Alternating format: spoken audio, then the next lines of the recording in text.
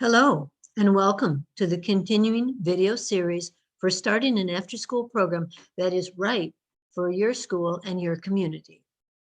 This video will focus on the startup and operating costs. Yes, it does come down to money. In essence, you will be developing two budgets, one for startup costs and one for ongoing operating costs. What are the startup costs and how will they be paid for? This may be grants, foundations, donations, or in-kind support. Once the program is up and running, what will it cost to sustain the program and how will that be paid for?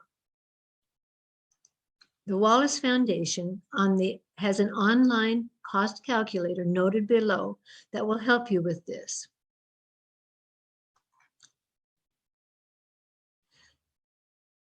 The startup budget will include planning expenses, one-time purchases, and costs that will not be ongoing.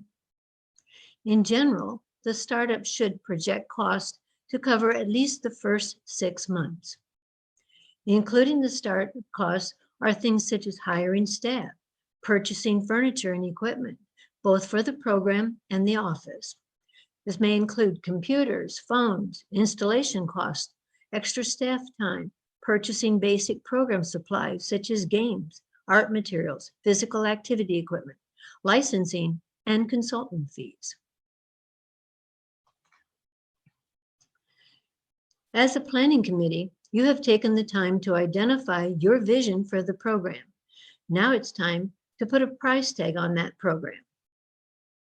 While all costs don't fit neatly into these three categories, there are three major areas of cost: personnel, program, and administration. We will look at all of these.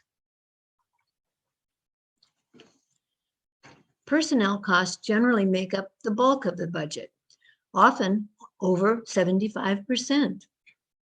Personnel costs are based on the number of children the program will serve. What is the child to adult ratio? Licensing regulations determine the ratio. For example, there is to be a lead qualified staff for every 18 kids. A lead qualified staff must meet the educational requirements spelled out in licensing regulations. Wages will need to reflect this.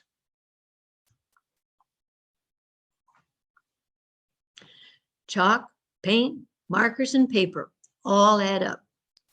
Not to mention how hard kids are in the equipment and how easy it is for those small game pieces, Legos, and puzzle pieces to find their way into the trash. Consumables are certainly an ongoing expense. Some programs don't provide transportation, but others must provide transportation, and it is a significant cost. Snacks can be costly, but there are federal and state programs to offset some of these costs. Use the resource at the bottom of this slide to learn more. Yes, it is a business.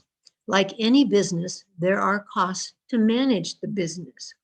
Depending on your structure, the size of your organization, or the program itself, these costs will vary greatly. Many may have shared services.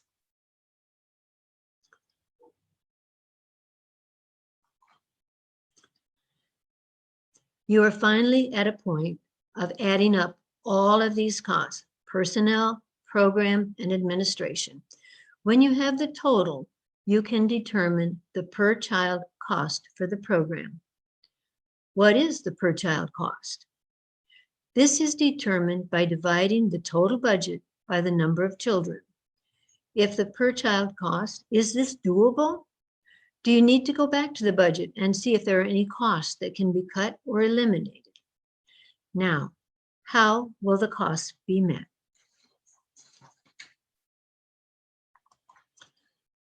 Let's explore the funding options. First, there are parent fees. Can the parents pay the full cost for their child? Based on your needs survey, what is realistic for families to pay? What about childcare subsidies? Will families qualify for the subsidy? What, if any, co-pays will there be? What is required for them to get the shares? Remember, your program must be enrolled in Youngstar, the Wisconsin Quality Rating and Improvement System, to qualify to receive subsidies. Next comes school funded. Will cost of the program be managed with the annual school budget? Can the school use a sliding scale fee or offer scholarships? Would a referendum be needed? Can some of the costs be managed through Fund 80? What about corporate funding? Can some corporations sponsor scholarships? Do they have cafeteria plans that help with childcare costs? Is there a corporate giving plan? Finally, let's look at grants and foundations. Are there grant programs available to you? What about United Way funding? How sustainable or long-term are these options? This is again the place your planning committee is invaluable. They will help explore all of these options and find out what works for your community.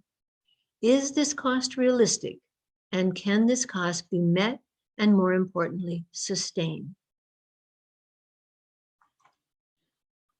Program costs are probably the biggest hurdle. Once the budget is developed, you can move on to other aspects of planning and preparing to open the doors for the kids. Upcoming videos will cover developing policies and procedures for the program and explore all of the components that go into creating a high-quality program. We look forward to seeing you on the next videos. Thank you.